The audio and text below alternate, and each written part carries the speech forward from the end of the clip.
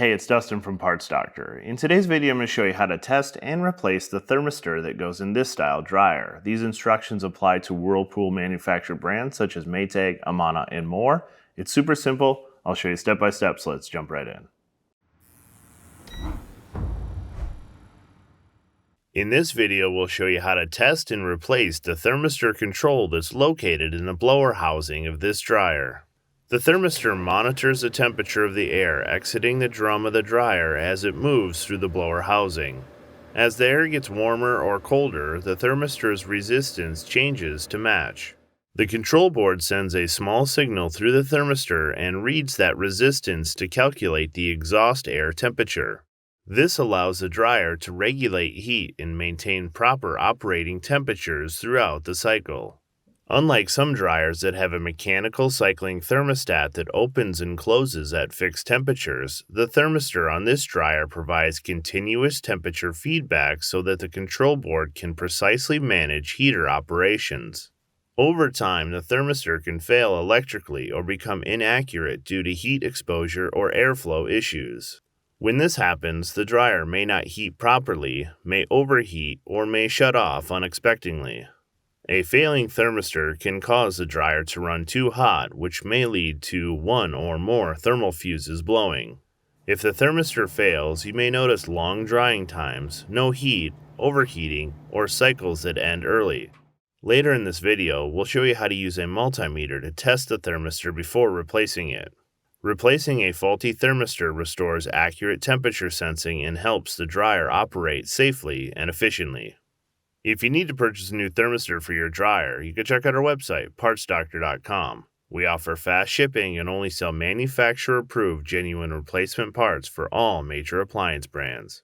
While some models allow access to the components for this repair by removing the back panel, on this model and most similar models, we find it best to do this repair from the front, as it also allows you to inspect and service other common wear items like the belt and drum rollers. Tools needed for this repair: a 5/16 nut driver or socket, a 1/4 inch nut driver or socket, a needle nose pliers, a Phillips head screwdriver, and a multimeter if you wish to test your thermistor. Be sure to disconnect your appliance from the exhaust vent and power source before beginning. Be careful when working inside the dryer because the edges can be extremely sharp. This repair involves removing several different screw types, which can vary depending on your model and its manufactured date. Your appliance may differ from the one shown in this video, so it may help to have a simple system to keep each fastener organized to ensure they go back in the correct location. On the back of the dryer, use a 5/16 driver or socket to remove the 2 screws holding the top panel in place. Slide the top panel back about 1/4 inch and then lift it off of the dryer. Set it aside to be reinstalled later. Inside the appliance, locate and trace the wires coming from the control panel to the control board. Disconnect the connector from the control board. Be careful as to not damage the wires or the control board itself. Using a pair of needle nose pliers, gently squeeze the push mount wire retainer and push down to remove it from the dryer's frame.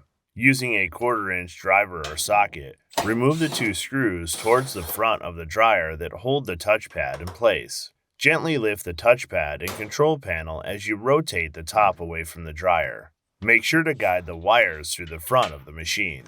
Locate the mid-junction connector for the door switch inside the dryer and disconnect it by lifting up on the small tab. You may need to use a small flathead screwdriver to release the tab properly. Tilt the dryer back and place a support underneath to be able to access the bottom edge of the machine. In our case, we're using a 4x4 wood block. Remove the 4 screws on the bottom edge using a 1/4 inch driver or socket.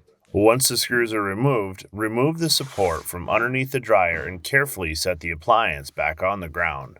Open the dryer's door and remove the 2 screws below the opening using a Phillips head screwdriver. Close the dryer's door. At the top of the front panel, remove the 3 screws holding the panel in place. Lift the front of the panel up and away from the dryer. Gently work the electrical connectors through the front of the machine as you remove the front panel. Carefully set the front panel aside for reinstallation later. Back at the control board inside of the dryer, disconnect the drum light from the ACU by depressing the retainer on the connector and pulling it to remove. You may find it's easier to use a needle nose pliers. At the front of the dryer, remove the 2 screws on the top of the control panel bracket and the 2 screws on the front of the control panel bracket. Lift the bracket from the appliance. Disconnect the wires to the moisture sensor by pressing the 2 retainers and pulling the wires apart. Using a 1/4-inch driver or socket, remove the screw towards the bottom of the dryer holding the air duct retainer clip in place. Rotate the clip towards the front of the dryer to remove it. Remove the 4 screws holding the front bulkhead in place.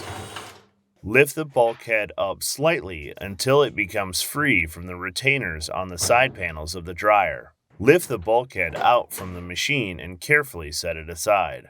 To access the dryer's drive belt, reach into the gap between the dryer's drum and the blower fan.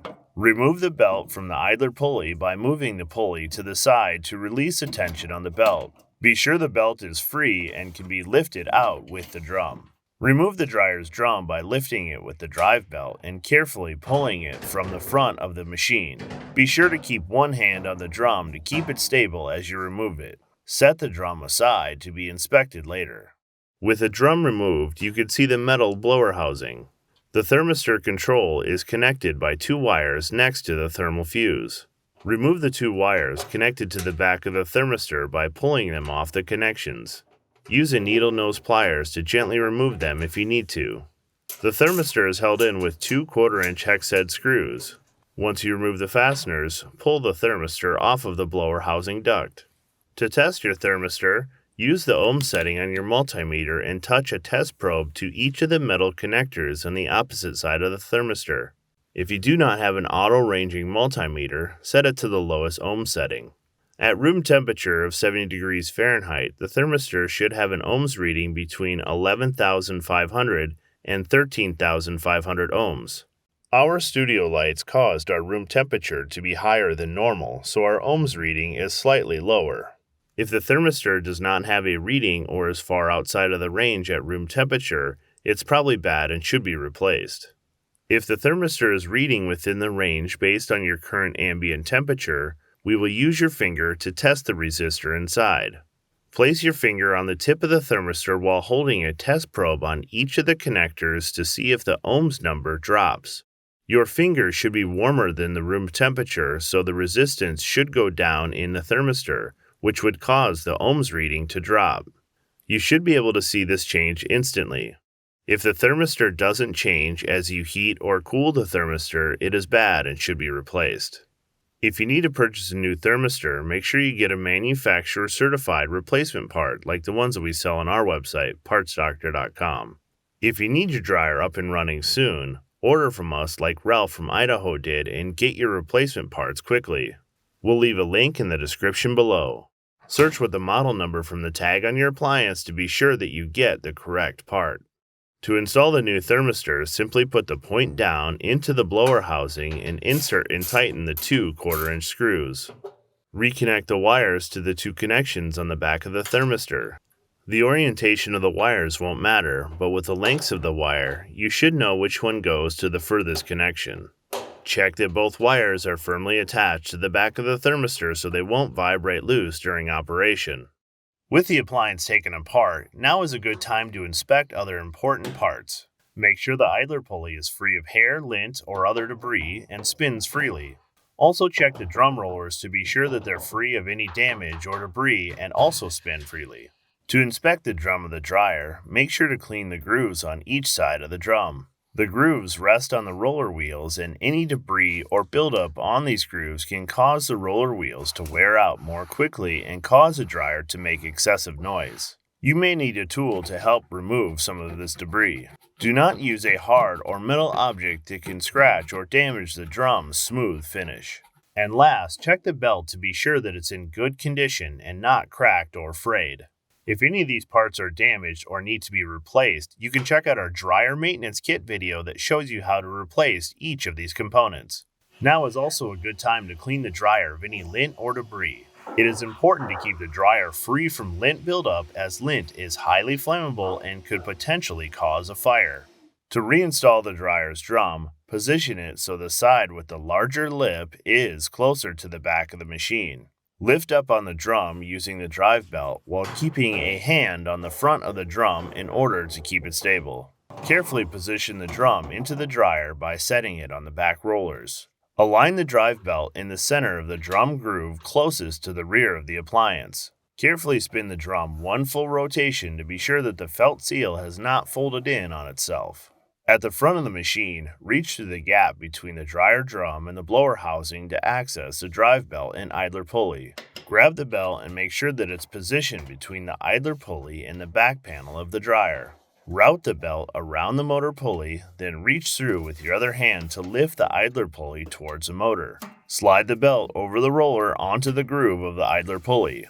Confirm that the belt is seated correctly on the pulley system and that it is not twisted. Slowly rotate the drum one full rotation to verify that the belt is properly installed.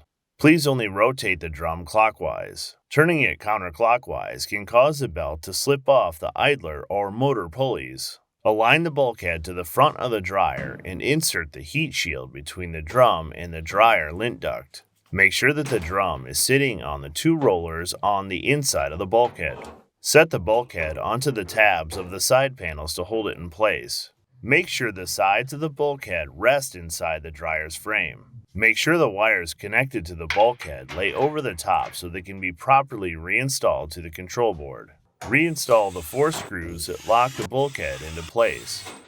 Spin the drum clockwise once more to ensure that the drum is sitting properly on the front rollers and that the front felt seal is not folded over. Reconnect the moisture sensor and make sure that the tabs on either side of the connector are locked into place.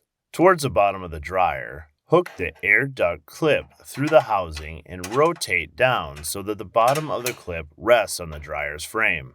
Reinstall the screw to hold the air duct clip into place. To reinstall the control panel bracket, align the retainers on the bracket with the slots on the side panels of the dryer. Insert the retainers into these slots and push down slightly. Reinstall the 2 screws in the front and the 2 screws on the top so that the bracket is locked into place. Align the front panel with the bulkhead and feed the door switch connector through the front of the machine. Lift the front panel up and set it on the retaining tabs. The screw holes on the front panel should be aligned with the holes in the control panel bracket. Reinstall the 3/4 inch screws that hold the front panel into place. Open the dryer's door and reinstall the 2 Phillips head screws directly below the dryer's opening and close the door. Once again, tilt the machine back and prop it up on a support. Reinstall the 4 screws at the bottom of the front panel. You may need to push up slightly on the front panel to get it to align properly. Remove the support and carefully set the dryer back down on the floor. To reinstall the control panel, guide the electrical connector through the hole in the front of the control panel bracket. Align the tab at the bottom of the control panel with the slot on the front of the dryer. Gently slide the panel into place. This may take some time and some finagling to get the panel fully into place. Reinstall the 2 1/4 inch screws. At the top of the machine, reinsert the push mount cable tie on the control panel's wired into its designated spot on the dryer's frame. Then, reconnect the electrical connector to the ACU. Be sure the connector is securely in place and will not come loose from the control board. Locate and reconnect the mid-junction connector for the door switch. Find the wire to the drum light and reconnect it to the ACU, making sure that it is securely locked into place. To reinstall the top panel, align it with the top of the dryer about a 1/4 inch offset from the control panel and slide it forward.